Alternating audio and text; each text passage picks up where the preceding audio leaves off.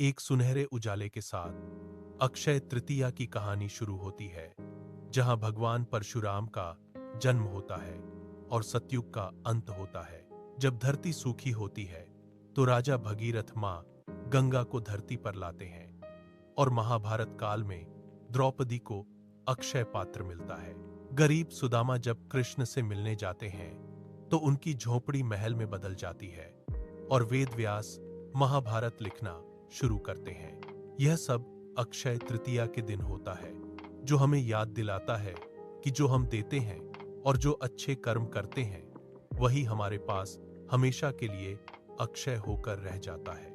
यह शुरुआत दर्शकों को तुरंत आकर्षित करती है, संघर्ष उन्हें बांधे रखता है और मोड़ कहानी को एक भावनात्मक गहराई देता है, जिससे दर्शक अंत तक जुड़े रहते हैं। कहानी की शुरुआत एक भव्य सुनहरे उजाले से होती है, जो ब्रह्मांड के जन्म का प्रतीक है।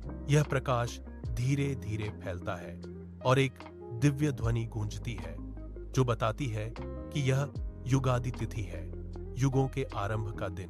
प्राचीन ऋषियों की आवाजें सुनाई देती हैं, जो वेदों के श्लोकों का पाठ कर रही हैं, और दृश्य में सतयुग के अंतिम क्षणों को दर्शाया जाता है, जहां धर्म और सत्य अपने चरम पर हैं। लोग शांति और सद्भाव में जीवन जी रहे हैं।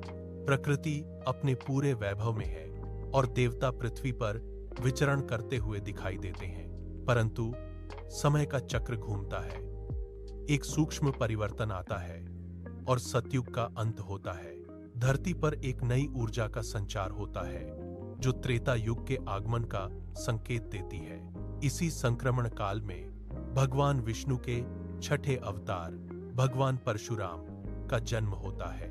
उनके जन्म का दृश्य अत्यंत दिव्य और तेजस्वी है। आकाश से पुष्प वर्षा होती है और देवताओं के जयकारे सुनाई देते हैं। परशुराम अपने कंधे पर फरसा लिए एक शक्तिशाली और न्यायप्रिय योद्धा के रूप में प्रकट होते हैं, जिनका उद्देश्य अधर्म का नाश करना और धर्म की स्थापना करना है। उनकी मां रेणुका और पिता जमदग्नि श्री के आश्रम में यह उत्सव मनाया जाता है। परशुराम के बाल्यकाल से लेकर युवावस्था तक के कुछ दृश्य दिखाए जाते हैं, जहां वे अपनी शिक्षा और तपस्या में लीन हैं और कैसे वे एक महान योद्धा बनते हैं। उनकी कठोर तपस्या और भगवान शिव से फरसा प्राप्त करने का प्रसंग भी संक्षिप्त में दर्शाया जाता है, जो उनके अदम्य साहस और दृढ़ संकल्प को उजागर करता है। यह दृश्य दर्शकों को अक्षय तृतीया के महत्व से परिचित कराता है कि यह केवल एक तिथि नहीं, बल्कि युगों के परिवर्तन और दिव्य अवतारों के जन्म का पवित्र दिन है। इसी बीच धरती पर एक और महत्वपूर्ण घटना घटित होती है। कैमरा स्वर्ग से धरती की ओर शिफ्ट होता है, जहां धरती सूखी और बंजर दिखाई देती है। लोग पानी की एक एक बूंद के लिए तरस रहे हैं, फसलें सूख रही हैं और जीवन संकट में है। इस भयावह स्थिति को देखकर एक महान राजा भगीरथ का हृदय द्रवित हो उठता है। उनके पूर्वज सगरपुत्र कपिल मुनि के श्राप से भस्म हो गए थे और उनकी आत्माओं को मुक्ति नहीं मिल पा रही थी। भगीरथ को पता चलता है कि केवल मां गंगा का पवित्र जल ही उनके पूर्वजों को मोक्ष दिला सकता है। भगीरथ एक दृढ़ संकल्प के साथ हिमालय की ओर प्रस्थान करते हैं। वे कई वर्षों तक कठोर तपस्या करते हैं, भगवान ब्रह्मा और भगवान शिव को प्रसन्न करने के लिए। उनके तप की तीव्रता इतनी अधिक होती है कि स्वर्गलोक में भी इसका प्रभाव महसूस होता है। दृश्य में भगीरथ को घोर तपस्या करते हुए दिखाया जाता है, कभी जल में खड़े होकर, कभी अग्नि के समीप और कभी केवल वायु का सेवन करते हुए। उनके चेहरे पर दृढ़ता और भक्ति का भाव स्पष्ट दिखाई देता है। अंततः उनकी तपस्या सफल होती है। भगवान ब्रह्मा प्रकट होते हैं और उन्हें वरदान देते हैं कि मां गंगा पृथ्वी पर अवतरित होंगी। परंतु गंगा का वेग इतना प्रचंड था कि पृथ्वी उसे सहन नहीं कर पाती। तब भगीरथ भगवान शिव की शरण लेते हैं। भगवान शिव उनकी भक्ति से प्रसन्न होकर गंगा को अपनी जटाओं में धारण करते हैं और फिर धीरे धीरे उन्हें पृथ्वी पर प्रवाहित करते हैं। यह दृश्य अत्यंत भव्य और मनमोहक है। आकाश से गंगा का अवतरण होता है, जो पहले शिव की जटाओं में समाहित होती है और फिर एक शांत धारा के रूप में पृथ्वी पर बहने लगती है। यह अलौकिक घटना अक्षय तृतीया के दिन ही घटित होती है। गंगा का पवित्र जल सूखी धरती को जीवन प्रदान करता है और भगीरथ के पूर्वजों को मोक्ष मिलता है। लोग गंगा के आगमन का उत्सव मनाते हैं। उनके चेहरे पर खुशी और कृतज्ञता का भाव स्पष्ट दिखाई देता है।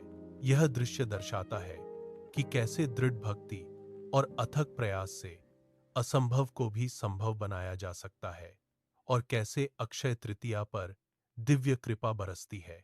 कहानी अब महाभारत काल में प्रवेश करती है, जहां पांडव अपने वनवास के दौरान घोर संकटों का सामना कर रहे हैं।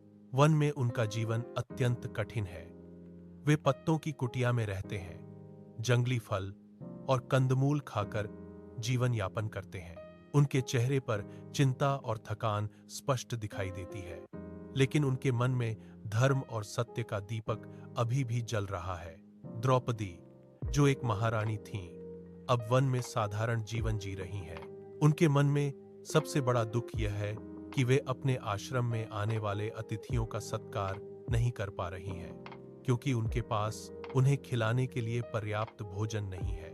यह दृश्य द्रौपदी के आंतरिक संघर्ष को दर्शाता है। एक ओर उनकी रानी की गरिमा और दूसरी ओर उनकी अतिथि सत्कार की भावना, जो संसाधनों की कमी के कारण बाधित हो रही है। एक दिन कुछ ऋषि उनके आश्रम में आते हैं। द्रौपदी उन्हें भोजन परोसने में असमर्थ महसूस करती हैं और अत्यंत दुखी होती हैं। वे भगवान कृष्ण को याद करती हैं और उनसे सहायता की प्रार्थना करती हैं। उनकी प्रार्थना सुनकर भगवान कृष्ण प्रकट होते हैं। द्रौपदी अपनी व्यथा कृष्ण को बताती हैं और कृष्ण उनकी भक्ति और पीड़ा को समझते हैं। वे द्रौपदी को एक अद्भुत पात्र प्रदान करते हैं, अक्षय पात्र। यह पात्र सोने का बना हुआ है, जिस पर दिव्य नक्काशी की गई है। कृष्ण द्रौपदी को बताते हैं कि इस पात्र में भोजन तब तक समाप्त नहीं होगा जब तक द्रौपदी स्वयं भोजन ग्रहण न कर लें। यह अक्षय का सबसे बड़ा उदाहरण है, जो कभी क्षय न हो, कभी समाप्त न हो। द्रौपदी इस वरदान से अत्यंत प्रसन्न होती है। वे अक्षय पात्र से भोजन परोसती हैं और सभी ऋषि तृप्त हो जाते हैं। यह दृश्य दर्शाता है कि कैसे भगवान अपने भक्तों की रक्षा करते हैं और उन्हें संकट से उबारते हैं। अक्षय पात्र के माध्यम से पांडवों को वनवास के दौरान कभी भोजन की कमी नहीं हुई और वे अपनी अतिथि सत्कार की परंपरा को भी निभा पाए। यह घटना अक्षय तृतीया के दिन ही घटित होती है, जो इस दिन के अक्षय गुणों को और अधिक उजागर करती है। यह हमें सिखाता है कि सच्ची भक्ति और विश्वास से जीवन में कभी किसी चीज की कमी नहीं होती। इसके बाद कहानी एक और भावनात्मक मोड़ लेती है, जो दोस्ती और भक्ति की गहराई को दर्शाता है।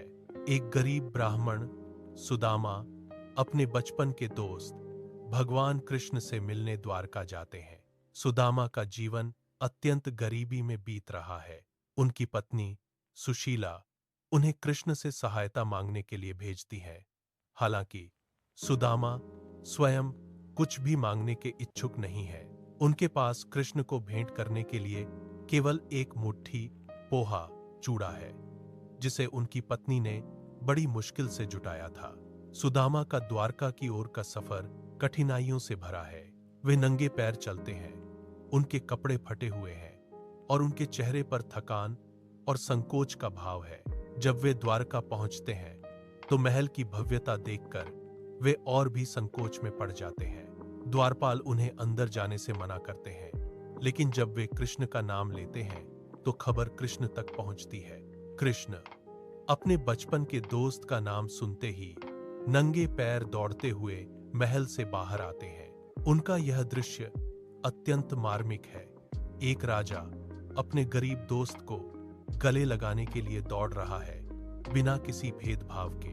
कृष्ण सुदामा को गले लगाते हैं और उन्हें महल के अंदर ले जाते हैं। वे सुदामा के पैर धोते हैं और उनका आदर सत्कार करते हैं, जैसे वे किसी राजा का कर रहे हों। सुदामा संकोचवश अपना पोहा छिपाने की कोशिश करते हैं, लेकिन कृष्ण उन्हें देख लेते हैं और बड़े प्रेम से वह पोहा खाते हैं। कृष्ण के लिए वह पोहा किसी भी शाही पकवान से अधिक स्वादिष्ट था, क्योंकि वह प्रेम और भक्ति से भरा था। सुदामा ने कृष्ण से कुछ भी नहीं मांगा, लेकिन कृष्ण उनकी निस्वार्थ भक्ति और दोस्ती से इतने प्रसन्न होते हैं कि वे बिना बताए ही सुदामा की झोपड़ी को एक भव्य महल में बदल देते हैं। जब सुदामा वापस अपने गांव लौटते हैं तो वे अपनी पुरानी झोपड़ी की जगह एक आलीशान महल देखकर चकित रह जाते हैं। उनकी पत्नी और बच्चे नए वस्त्रों में सजे हुए उनका इंतजार कर रहे होते हैं। यह चमत्कार भी अक्षय तृतीया के दिन ही होता है, जो यह दर्शाता है कि सच्ची भक्ति और निस्वार्थ प्रेम से दरिद्रता दूर हो जाती है और जीवन में अक्षय समृद्धि आती है। यह दृश्य दोस्ती, भक्ति और ईश्वरीय कृपा का एक सुंदर उदाहरण प्रस्तुत करता है, जो दर्शकों को भावुक कर देता है। कहानी अब एक शांत और गंभीर वातावरण में प्रवेश करती है, जहां ज्ञान और साहित्य का सृजन हो रहा है। दृश्य एक प्राचीन पुस्तकालय जैसा है, जहां ताड़पत्र और भोजपत्र पर ग्रंथ लिखे जा रहे हैं। महर्षि वेद व्यास अपनी तपस्या और ज्ञान के लिए प्रसिद्ध महाभारत जैसे विशाल महाकाव्य की रचना करने का संकल्प लेते हैं, परंतु इतना बड़ा ग्रंथ अकेले लिखना संभव नहीं था। उन्हें एक ऐसे लेखक की आवश्यकता थी जो उनके मुख से निकलने वाले श्लोकों को बिना रुके लिख सके। वेदव्यास भगवान ब्रह्मा से प्रार्थना करते हैं और ब्रह्मा उन्हें भगवान गणेश से सहायता मांगने का सुझाव देते हैं। वेदव्यास भगवान गणेश से संपर्क करते हैं और उनसे महाभारत लिखने का अनुरोध करते हैं। गणेश इस शर्त पर सहमत होते हैं कि वेदव्यास बिना रुके श्लोक बोलेंगे, और यदि वे रुकेंगे तो गणेश लिखना बंद कर देंगे।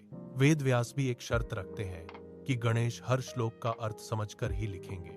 इस प्रकार दुनिया के सबसे बड़े महाकाव्य महाभारत की रचना का कार्य अक्षय तृतीया के दिन ही शुरू होता है। दृश्य में वेदव्यास को गहन चिंतन में लीन दिखाया जाता है और उनके मुख से श्लोक धारा प्रवाह निकल रहे हैं। भगवान गणेश अपनी सूंड से कलम पकड़े हुए अत्यंत एकाग्रता से उन श्लोकों को लिख रहे हैं। कभी कभी जब वेद व्यास को थोड़ा समय चाहिए होता है तो वे एक कठिन श्लोक बोलते हैं, जिसका अर्थ समझने में गणेश को थोड़ा समय लगता है, और इस दौरान वेद व्यास को सोचने का अवसर मिल जाता है। यह दृश्य ज्ञान के सृजन, गुरु शिष्य परंपरा और समर्पण का प्रतीक है। महाभारत, जो धर्म, कर्म, न्याय और जीवन के गहरे रहस्यों से भरा है, इसी पवित्र दिन पर आकार लेना शुरू करता है। यह घटना दर्शाती है कि अक्षय तृतीया ज्ञान और विद्या के आरंभ के लिए भी एक अत्यंत शुभ दिन है। फिल्म का अंतिम भाग अक्षय तृतीया के महत्व और उसके शाश्वत संदेश पर केंद्रित है। अक्षय शब्द का अर्थ है जो कभी नष्ट न हो, जो कभी समाप्त न हो। यह दिन हमें इस बात की याद दिलाता है कि कुछ चीजें ऐसी होती हैं जिनका मूल्य समय के साथ कम नहीं होता, बल्कि बढ़ता ही जाता है। हिंदू पंचांग में कुछ ऐसे दिन होते हैं जिन्हें स्वयं सिद्ध मुहूर्त कहा जाता है, जहां किसी भी शुभ कार्य के लिए पंडित से मुहूर्त पूछने की आवश्यकता नहीं होती। अक्षय तृतीया इन 3.25 मुहूर्तों में से एक है। इस दिन बिना किसी संशय के कोई भी नया कार्य, जैसे गृह प्रवेश, विवाह, व्यापार का आरंभ या कोई भी शुभ अनुष्ठान किया जा सकता है। दृश्य में लोग इस दिन नए कार्य शुरू करते हुए, भूमि पूजन करते हुए और विवाह बंधन में बंधते हुए दिखाए जाते हैं, जिनके चेहरे पर आशा और उत्साह का भाव है। यह मान्यता है कि अक्षय तृतीया के दिन सोना खरीदने से घर में देवी लक्ष्मी का वास होता है और धन संपत्ति में वृद्धि होती है। यह केवल भौतिक सोने की बात नहीं है, बल्कि यह समृद्धि और सौभाग्य के प्रतीक के रूप में देखा जाता है। दृश्य में लोग सोने के आभूषण खरीदते हुए, नए वाहन खरीदते हुए और नए निवेश करते हुए दिखाए जाते हैं। यह विश्वास है कि इस दिन किया गया कोई भी निवेश अक्षय फल देता है, यानी उसका लाभ कभी समाप्त नहीं होता। अक्षय तृतीया पर दान का विशेष महत्व है। माना जाता है कि इस दिन किया गया दान, जैसे पानी, फल, अन्न, वस्त्र या ज्ञान का दान कई जन्मों तक पुण्य प्रदान करता है। यह दान अक्षय पुण्य कहलाता है। दृश्य में लोग गरीबों को भोजन कराते हुए, प्यासों को पानी पिलाते हुए और जरूरतमंदों की सहायता करते हुए दिखाए जाते हैं। यह संदेश दिया जाता है कि दूसरों की सेवा और दान से जो पुण्य मिलता है वह कभी समाप्त नहीं होता और आत्मा को शुद्ध करता है। उत्तराखंड में स्थित पवित्र बद्रीनाथ धाम के कपाट, जो शीतकाल में बंद हो जाते हैं, अक्षय तृतीया के शुभ दिन ही खोले जाते हैं। यह दृश्य भक्तों की भीड़ को बद्रीनाथ धाम की ओर यात्रा करते हुए दिखाता है, जो भगवान विष्णु के दर्शन के लिए उत्सुक हैं। कपाट खुलने का क्षण अत्यंत दिव्य और भावनात्मक होता है, जब भक्त भगवान के जयकारे लगाते हैं और उनकी कृपा प्राप्त करते हैं। यह घटना धार्मिक यात्राओं और आध्यात्मिक जागृति के महत्व को दर्शाती है। फिल्म का समापन एक गहरे संदेश के साथ होता है। एक निर्देशक की आवाज या एक ज्ञानी ऋषि की आवाज दर्शकों को संबोधित करती है। अक्षय तृतीया केवल सोना खरीदने या शुभ कार्य करने का दिन नहीं है, यह एक गहन आध्यात्मिक संदेश का प्रतीक है। यह हमें याद दिलाता है कि जीवन में अक्षय क्या है, वह जो कभी नष्ट नहीं होता, जो हमेशा हमारे साथ रहता है। यह दिन नए विचारों, नए रिश्तों और नए कार्यों की शुरुआत करने का दिन है। यह हमें सिखाता है कि जो हम देते हैं, दान, प्रेम, करुणा, और जो हम बोते हैं, अच्छे कर्म, ज्ञान, ईमानदारी, वही हमारे पास हमेशा के लिए अक्षय होकर रह जाता है। भौतिक संपत्ति क्षणभंगुर हो सकती है, लेकिन अच्छे कर्मों का फल, ज्ञान का प्रकाश और निस्वार्थ प्रेम का बंधन अक्षय होता है। अक्षय तृतीया हमें यह भी सिखाती है कि हर शुरुआत में एक अंत होता है और हर अंत में एक नई शुरुआत छिपी होती है। सतयुग का अंत हुआ तो त्रेता युग का आरंभ हुआ। गंगा का स्वर्ग से अवतरण हुआ तो धरती पर जीवन का संचार हुआ। पांडवों को अक्षय पात्र मिला तो उनकी प्रतिष्ठा बनी रही। सुदामा की भक्ति ने उन्हें अक्षय समृद्धि दी और महाभारत का लेखन ज्ञान का अक्षय स्रोत बन गया। यह दिन हमें अपने भीतर के अक्षय गुणों को पहचानने और उन्हें पोषित करने के लिए प्रेरित करता है। हमारी आत्मा की पवित्रता, हमारे मन की शांति, हमारे हृदय की करुणा और हमारे कर्मों की शुद्धता, जब हम इन अक्षय गुणों को अपनाते हैं तो हमारा जीवन स्वयं एक अक्षय उत्सव बन जाता है, जहां सुख, शांति और समृद्धि कभी समाप्त नहीं होती। फिल्म का अंतिम दृश्य एक शांत और सुंदर सूर्यास्त के साथ समाप्त होता है, जहां आकाश में सुनहरी आभा फैल रही है। यह आभा अक्षय तृतीया के शाश्वत संदेश का प्रतीक है कि जीवन में कुछ चीजें ऐसी होती हैं जो हमेशा चमकती रहती हैं, कभी फीकी नहीं पड़ती। यह दर्शकों को एक गहरी सोच और प्रेरणा के साथ छोड़ देता है कि कैसे वे अपने जीवन में अक्षय तत्वों को अपनाकर एक पूर्ण और सार्थक जीवन जी सकते हैं।